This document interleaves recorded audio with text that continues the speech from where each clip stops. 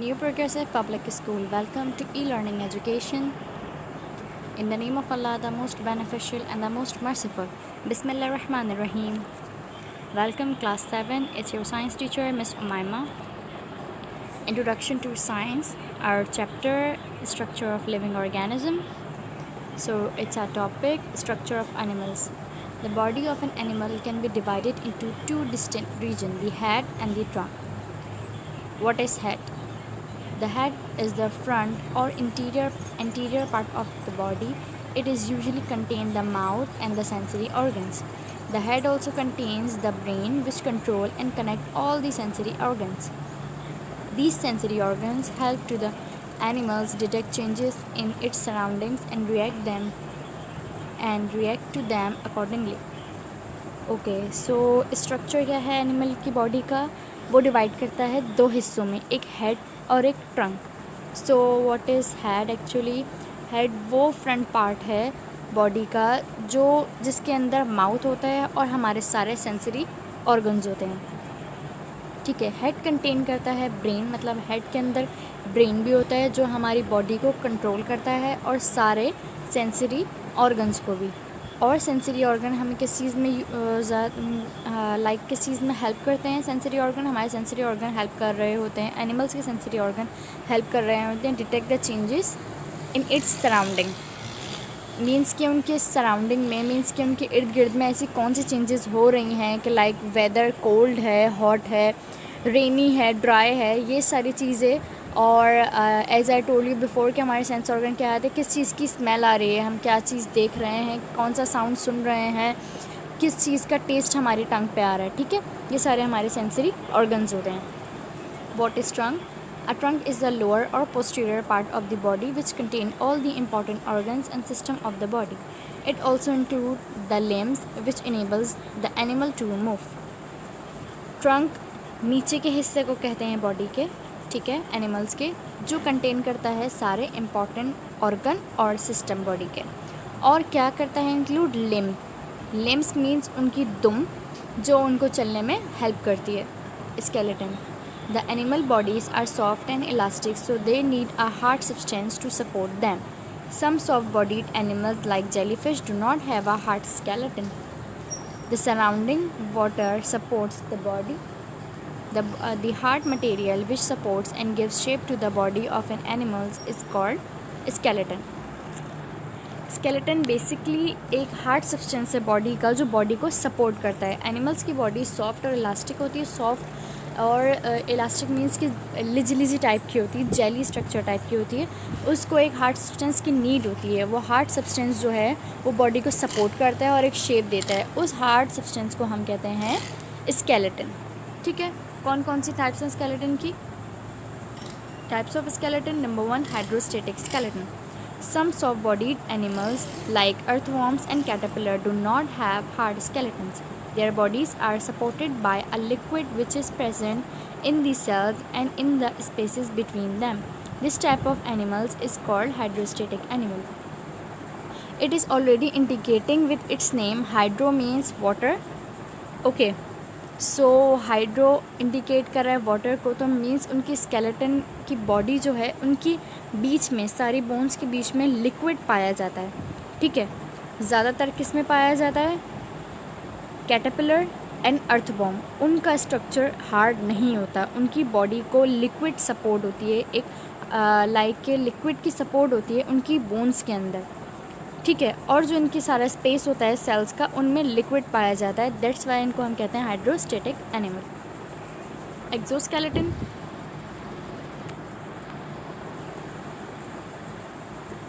An exoskeleton is found in most invertebrates.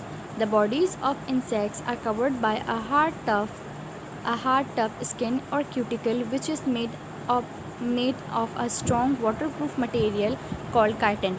The cuticle is composed of plates and hollow tubes which are not only protect and support the body but also give it a specific shape.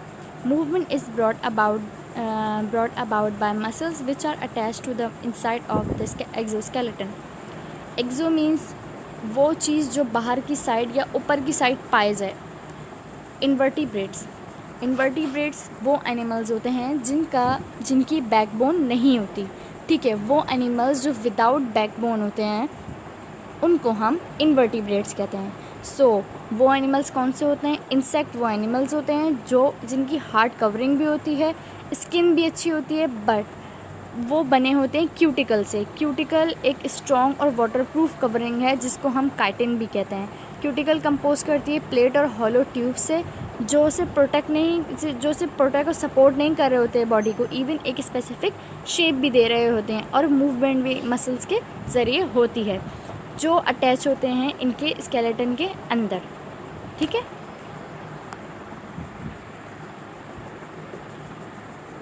So next is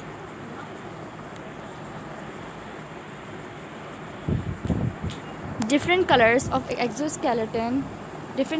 exoskeleton help the animal to hide from predators and also to attract the mate. The exoskeleton does not grow with the body of animals, as the animal grows the cuticle is shed and a new one grows in its place. This process is called molting. So what is the process of moulting? Moulting का process ये होता है कि like animals जो हैं वो उनकी body के कलर डिफरेंट होते हैं, ठीक है। एक्सोस्केलेटन के कलर्स डिफरेंट होते हैं जो उनको हेल्प भी करते हैं। प्रेडेटर्स मीन्स कि जो चीज़ उनको खाती है, ठीक है, जो उनके अगेंस्ट होती है उससे बचने में, और उनके जो मेट्स होते हैं लाइक के जो उनकी तरह ही होते हैं, उनका कलर जब एक जैसा होगा तो ऑब्वियसली वो इनको एक दूसरे को ईजिली पहचान जाएंगे। एक्सोस्केलेटन अपनी बॉडी के साथ नहीं बढ़ता है एनिमल की, जस्ट एनिमल ग्रो करता है, उनकी बॉडी अंदर से एक जैसी ही होती है। इस प्रोसेस को हम कहते हैं moulting. Endoskeleton all vertebrates are supported by a hard internal skeleton is called endoskeleton. Endoskeleton is made up of bones of different shapes and size. It grows with the body of animal. It supports the body and gives its shape. It protects the internal organ and help in the movement of the body. The long bones produce red and white blood cells.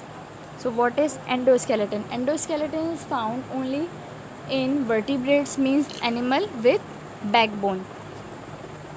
Endoskeleton सिर्फ पाया जाता है vertebrates के अंदर, means कि उन animals के अंदर जिनकी बैकबोन होती है, ठीक है। एंडोस्केलेटन बना होता है किससे? बोन से, डिफरेंट शेप्स और डिफरेंट साइज़ की।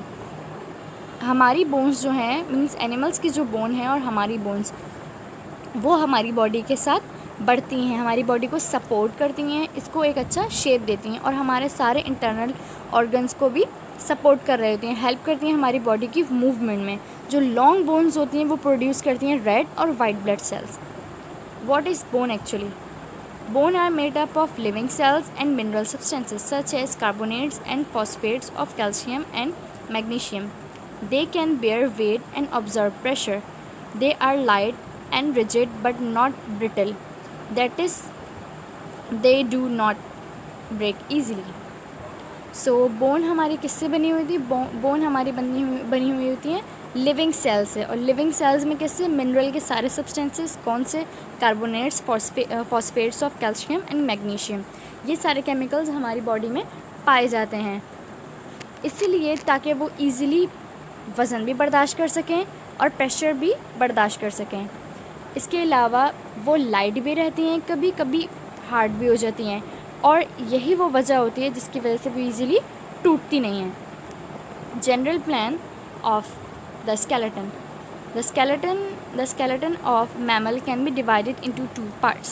The axial part from the axial skeleton from the main axis of the body, the skull, the vertebral column, backbone and the ribcage from the axial skeleton. First हमारा part है exile skeleton. Exile skeleton वो main part है body का जो vertebral column, school और backbone और ribcage में होता है, ठीक है। रिबकेज के कॉलम को कहते हैं, फॉर एग्जांपल स्कल हमारा दिमाग, मीन्स जिसमें हमारा ब्रेन है, ब्रेन की बोन को हम कहते हैं स्कल। वर्टिबल कॉलम बैकबोन हमारी रीढ़ की हड्डी, रिबकेज पसलियाँ, ठीक है, इन पार्ट्स को हम कहते हैं exoskeleton. The appendicular skeleton is attached to the exoskeleton. Appendicular skeleton attach होता है exoskeleton से. Appendicular skeleton होता क्या है? Shoulder blades होते हैं, hip bones होती हैं, the bones of the arms, legs, shoulder from the appendicular skeleton. Here comes detailed question answers. Name and describe the different types of roots. Types of roots. Following are the different types of root. Taproot, fibrous root, adventitious root. Taproot. Some roots have a one thick main root from which branch roots grow, such as roots like carrot and radish are called taproot. So carrot and radish जो है वो हमारे पास taproot कहलाती हैं, जो एक मोटी root से मीन्स के एक वन थिक मेन रूट, जो जिनकी सिर्फ एक मोटी एक ही रूट होती है, ठीक है, जहाँ से वो बढ़ना शुरू करती हैं. Fibrous root. In some plants like grass, many branches of root are of same size grow out at the same time. Such as root are called fibrous root. Fibrous root हमारे पास कहलाती है ग्रास वो root like कि जो सारी same size की हो और सेम टाइम पे ही बढ़ें. Adventitious root. Some roots like the onion bulb grow direct from the stem. These are called adventitious root. Adventitious root हमारे पास एग्जाम्पल है एडवेंटिशियस रूट के हमारे पास अनियन बल्ब, जो डायरेक्ट बढ़ती है स्टेम से. Describe the male and female reproductive parts of flower. Male reproductive part. The androecium is the male reproductive part of the flower. It is composed of stamen. Each stamen has two parts, therefore filament and anther. Filament. A filament is a thin stalk-like structure. Anther is attached to the filament, contain 4 pollen sacs. The male cells or gametes are the pollen grains which are produced at the pollen sacs. So it's our male and female reproductive part. What is male reproductive part? Male reproductive part जो है वो androecium जो है वो mail reproductive part है flower का, जो compose करता है स्टेमन से. हर स्टेमन के 2 पार्ट्स होते हैं, एंथर और फिलामेंट. फिलामेंट जो है वो एक थिन सी स्टॉक लाइक स्ट्रक्चर होती है, ठीक है. एंथर जो है वो अटैच होता है फिलामेंट से और कंटेन करता है पॉलन सेक्स. मेल के सेल्स और गैमीट्स जो हैं वो अब होते हैं एक्चुअली पॉलन सेक्स जो प्रोड्यूस करते हैं, पॉलन ग्रेन्स जो प्रोड्यूस करते हैं. Pollen sex means pollen sex छोटे छोटे से बीड्स जो उनको बढ़ने में या फिर किसी भी चीज़ की प्रोड्यूस होने में मदद करते हैं. So male reproductive part. The gynoecium is the female reproductive part of the flower. It is composed of carpels. Each carpel has 3 parts. Stigma is the flat tip of the carpel. Style is a thin stalk below stigma. The ovary is a solen basal part which contain the female cell called ovules.